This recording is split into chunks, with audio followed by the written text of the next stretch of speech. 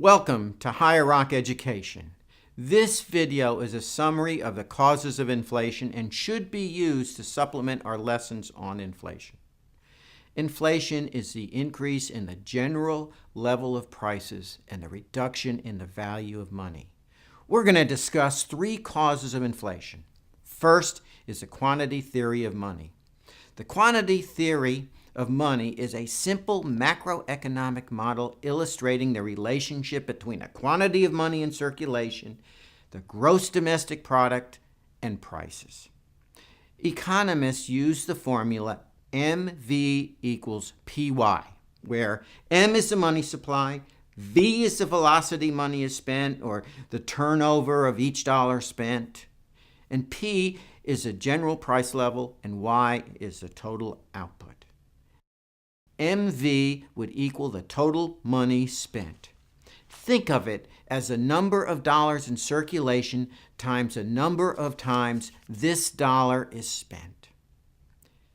PY must equal the total money spent for goods and services because it's the price of goods and services times the total output of goods and services. V, or the velocity of money, doesn't change dramatically over a short period of time, so for simplicity, let's just assume that it remains constant. So what would happen if we use our formula to determine if money supply increased? There'd be three possibilities.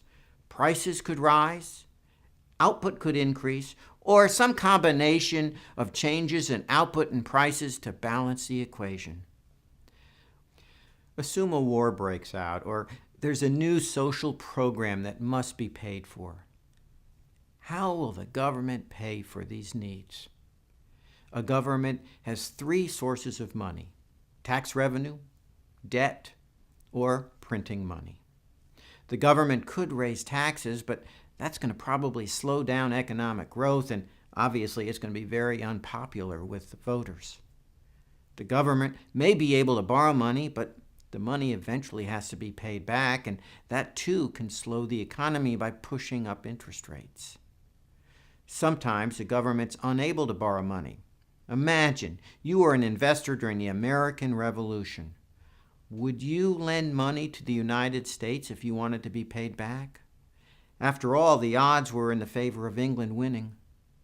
Even today, investors are hesitant to invest in governments that they're afraid may collapse. A government's alternative may be only to print money. Printing money resulted in periods of hyperinflation in Germany after World War I and in Zimbabwe as recently as 2008. Picture a candy bar costing $1 in 2007, and just 1 year later, that same candy bar might cost over $2 million. That's what happened in Zimbabwe. Another type of inflation is demand-pull inflation. Demand-pull inflation is the most desirable cause for inflation. The economy's growing, incomes are rising, life is good, people want more goods and services. Let's assume that we begin at an aggregate demand and an aggregate supply of AD1 and AS1. The resulting price level is P1 with an output of Q1. Remember, life is good, the economy's growing, incomes are increasing, the total aggregate demand for goods or services increases. We see from the increase in the aggregate demand that there's an increase in both the general price level and the output. Aggregate demand increases to AD2. The new equilibrium is P2, and the output increases to Q2.